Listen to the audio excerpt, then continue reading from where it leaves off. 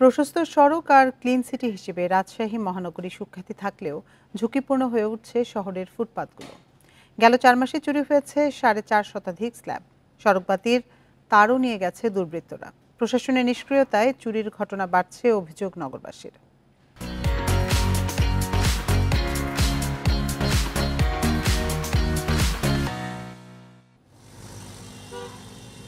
রাজশাহীর তেরোখাদিয়া থেকে সিটিহাট মোড় পর্যন্ত 575টি স্ল্যাবের 450ই চুরি হয়ে গেছে। মাদকসেবীরা রাতের অন্ধকারে এগুলো নিয়ে যাচ্ছে, পরে বিক্রি করে দিচ্ছে ভাঙাড়ির দোকানে। স্থানীয়রা বলছেন, চুরি বাড়তে থাকায় অনিরাপদ হয়ে উঠেছে ফুটপাথে চলাচল। যে কোনো সময় দুর্ঘটনার শঙ্কা তাদের। এদিকে কোনো স্ল্যাব নাই, সব চুরি করে বেঁচে দিচ্ছে ভেঙে। আর চোররা কি করছে, তুলে নিয়ে বাগানে যে ভেঙে বেচছে ভাঙড়ি পড়তে নিচে খাওয়ার লেগে। মানুষও পড়ে আছে রাস্তাঘাটে, তারপরে দুর্ঘটনা ঘটছে ছেলেবেলে ফুটপাতের রাস্তা যেহেতু চলাচল আর হাইওয়ে রোড। প্ল্যানিংগুলো যদি তারা একটু সঠিকভাবে যদি করে এবং যদি অনেক দিন যাতে টেকসই হয় এরকম যাতে কোনো প্ল্যানিং ব্যবস্থা যদি করতে পারে তাহলে অনেকটাই সুবিধা হয়। চুরি হচ্ছে সড়কবাতির তারও। সম্প্রতি 4টি সড়কের মাটির নিচ থেকে প্রায় 920 মিটার বিদ্যুতের তার নিয়ে গেছে দুর্বৃত্তরা। চুরির বিষয়ে এরই মধ্যে থানায় অভিযোগ করেছে সিটি কর্পোরেশন। নতুন স্ল্যাব বসানোর উদ্যোগের পাশাপাশি ওয়ার্ড সচিব ও কর্মচারীদের দিয়ে নজরদারিরও চেষ্টা চলছে। চুরি ঠেকাতে অভিযান চালানোর কথা জানিয়েছে পুলিশ। আইনশৃঙ্খলা বাহিনীকে এটা জিডি আকারে দেওয়া আছে, তারাও তাদের কাজগুলো করছে। এরকম চুরি শহরে হচ্ছে, আমাদের স্থাপনাগুলি অনেকটা মনে হচ্ছে যে চোরদের একটা স্বর্গরাজ্যের মতো অবস্থা। আমরা অভিযোগ তদন্ত করছি এবং যারা এই ধরনের নেককার কাজ করেছে তাদের বিরুদ্ধে আইনগত ব্যবস্থা গ্রহণ করা হবে। সড়ক বা ফুটপাত নির্মাণের পাশাপাশি রক্ষণাবেক্ষণেও গুরুত্ব দেওয়ার দাবি নগরবাসীর। Mustafiz Gani, Independent News, Rajshahi. এ নিয়ে আরো জানাতে রাজশাহী থেকে আমাদের সাথে যোগ দিচ্ছেন সহকর্মী মুস্তাফিজুর রহমান। মুস্তাফিজ, আমরা প্রতিবেদনে যেমনটি দেখছিলাম যে স্ল্যাব, সড়কবাতি এগুলো চুরি হয়ে যাচ্ছে, তো এগুলোর চুরি আসলে ঠেকানো যাচ্ছে না কেন?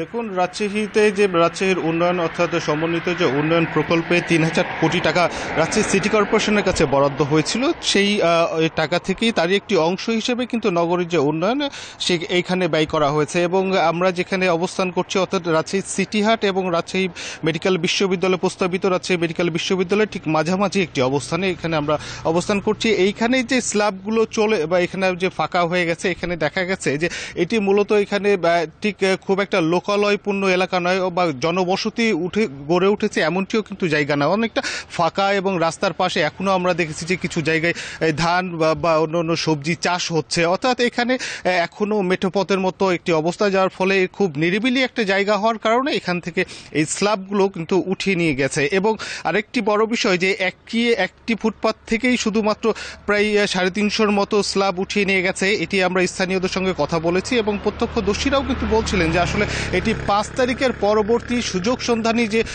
যারা ছিলেন তারাই কিন্তু এই কাজটি করেছেন এবং তারা এগুলো উঠিয়ে নিয়ে গেছেন। এবং উঠিয়ে নিয়ে যে মূলত স্ল্যাবের চারি সাইডে যে লোহার অ্যাঙ্গেলগুলো ছিল সেগুলোই তারা কিন্তু বিভিন্ন যে ভাঙাড়ির দোকান রয়েছে সেগুলোতে কিন্তু তারা বিক্রি করেছে। এবং এগুলো যে খুব বেশি দাম পেয়েছে ঠিক সেটি নয়, কিন্তু এখানে দেখা গেছে যে এখানে যতটা না জনদুর্ভোগ সৃষ্টি হচ্ছে তার থেকে বড় কথা হচ্ছে এখানে রাষ্ট্রীয় সম্পদের অপচয় হয়েছে। এবং এখানে রাজশাহী সিটি কর্পোরেশনের নগর প্রসারণকরণ যে প্রকল্প ছিল বা নগর সম্প্রসারণের যে উদ্যোগটি ছিল তারই অংশ হিসেবে কিন্তু এই রাস্তাগুলো সম্প্রসারণ করা হয়েছে। এবং এখানে যে ফুটপাথ বা ওয়াকওয়ে যেটাই বলি না কেন নির্মাণ করা হয়েছে, কিন্তু এইখানে যেখানে জনসমাগম নেই, লোকালয় নেই, ঠিক এই জায়গাটাতে এইখানে এই স্ল্যাবগুলো নিরাপত্তা নিয়ে সিটি কর্পোরেশন বিষয়টি নিয়ে উদ্বিগ্ন। কেননা সিটি কর্পোরেশনের ঠিক এতটি জনবল নেই যে যেখানে লোকজন নেই এবং শহর থেকে বা শহরের লোকালয় থেকে একটু দূরে গিয়ে তাদের এগুলো দেখভাল করার। তবে তারা বলছিলেন যে তারা আইনশৃঙ্খলা বাহিনীর সহায়তা চেয়েছেন এবং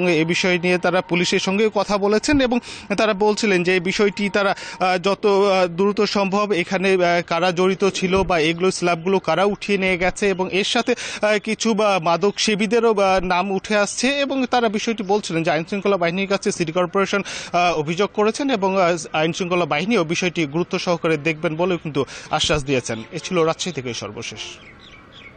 রাজশাহী থেকে জানাচ্ছিলেন সহকর্মী মুস্তাফিজুর রহমান।